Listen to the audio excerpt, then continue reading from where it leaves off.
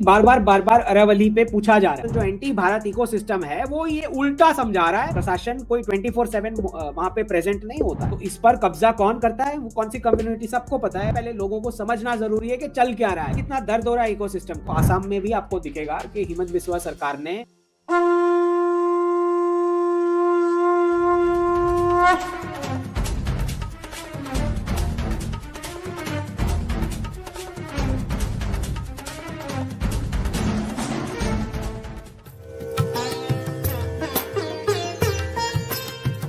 तो ये बार बार अरावली पे पूछा जा रहा है कि क्या है सर, बात करें इस पर, बात करें इस पर। तो बहुत झूठ फैलाया गया, बहुत ज्यादा झूठ फैलाया गया इसके ऊपर, क्योंकि अवैध खनन चल रहा था। पहले ये बात समझ लें, ऑलरेडी इलीगल माइनिंग चल रहा था, सिर्फ अरावली रेंज में नहीं, अक्रॉस भारत। तो भारत सरकार ने नए रेगुलेशंस लाके इसको नियंत्रित करने की कोशिश करी, जिसको जिसको एंटी नेशनल, जो एंटी भारत इकोसिस्टम है, वो ये उल्टा समझा रहा है कि देखो माइनिंग के राइट्स दे दिए। माइनिंग के राइट्स नहीं दे दिए, माइनिंग जो इलीगली चल रहा था उसको रेगुलेट करने के लिए माइनिंग के स्ट्रक्चर में क्राइटेरिया डिफाइन किए गए हैं। तो क्या पेट में दर्द हो रहा है, समझ में आया? पहले लोगों को समझना जरूरी है कि चल क्या रहा है इधर। माइनिंग तो बेधड़क चल रही थी इलीगल, राइट। एक एक ट्रक जो माइनिंग इलीगल माइनिंग होता है, उसका परसेंटेज कमीशन सीधा पॉलिटिशियंस और पुलिस और ये सब खाते में डायरेक्ट क्रेडिट होता है उनके, पूरा ब्लैक मनी। इसको रोकने के लिए भारत सरकार ने रेगुलेशंस के अंदर क्राइटेरिया ट्विक किए और डिफाइन कर दिया कि इतना ही, इसी ऐसा ऐसा हो तो ही आप कर सकते हो माइनिंग। इसको उल्टा बना के पेश किया जा रहा है कि देखो माइनिंग का छूट दे दिया। माइनिंग का छूट नहीं, माइनिंग चल ही रहा था इलीगल, फुल स्केल चल रहा था। उसको रोकने के लिए डेफिनेशन जो है बना दिया गया। तो ये जो नई यूनिफॉर्म परिभाषा डाली गई अरावली को लेकर, जिससे पारदर्शिता सुनिश्चित हो, ट्रांसपेरेंसी, कि कहां माइनिंग होगा, कैसे होगा, कितना होगा, किस प्रमाण में होगा। तो सीमित और नियंत्रित खनन सिर्फ और सिर्फ 0.19% अरावली के हिस्से में अलाउड है, इसके अलावा अलाउड नहीं है। तो ये जो 0.19% अलाउ किया गया, क्योंकि उससे कहीं ज्यादा परसेंट स्पेस में ऑलरेडी इलीगल चल रहा है, उसको रोकने के लिए ये क्राइटेरिया डाला गया। इसको मार्केटिंग किया जा रहा है कि देखो देखो, भाजपा सरकार चाह रही है कि सब कुछ इलीगल टूट जाए, पहाड़ मिट जाए, पहाड़ गायब हो जाए।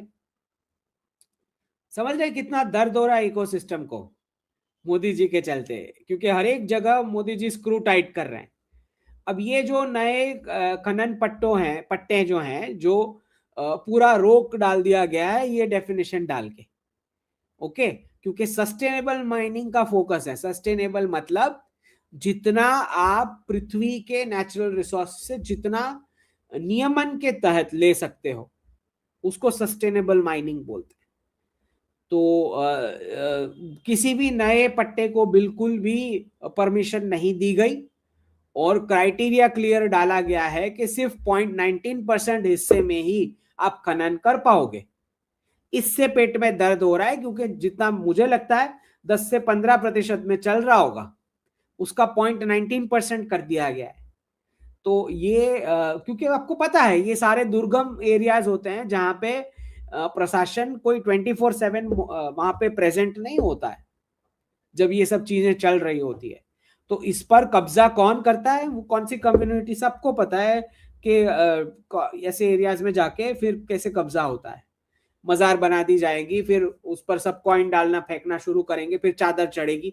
सबको पता है क्या प्रोसेस है, किसी भी जगह को कब्जा करने का क्या प्रोसेस है, एवरीबडी नोस। तो ये जो चल रहा है उसको रोकने के लिए ये चीजें करी गई।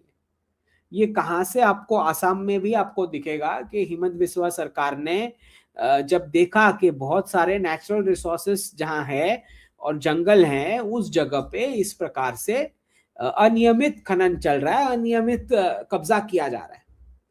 ओके, तो उसके चलते आपको रेगुलेट करना शुरू करना पड़ेगा। रेगुलेट करने का मतलब ये नहीं सबको परमिशन दे दी बस। तो ये मीडिया में इस प्रकार से ये लोग फैला रहे हैं।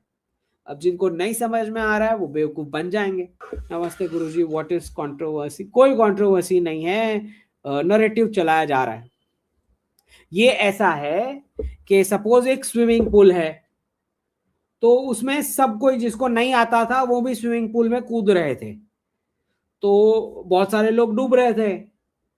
तो सरकार ने आके स्विमिंग पूल का टाइम स्लॉट बना दिया और बोला कि जिसको इतना आता है वही कर पाएगा।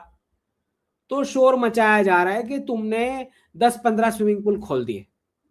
समझ गए? ये हो रहा है इसके साथ, और कुछ भी नहीं है। तो इलीगल वाला पूरा फुल स्केल चल रहा था जो किसी को नहीं दिखाई दिया, लेकिन जैसे ही उसका क्राइटेरिया सेट किया गया कि इतने में ही होगा और इतना ही अप्रूव हो पाएगा, तो बोल रहे कि देखो कितना सारा अप्रूव कर दिया। ऐसा है, और कुछ भी नहीं, सिर्फ इतना सा है। तो जिन्होंने भी अभी तक सब्सक्राइब नहीं किया है प्लीज सब्सक्राइब कर लें चैनल को और लाइक दे दो सबके सब जितने भी प्रेजेंट हो। जय हिंद, जय जिनेंद्र।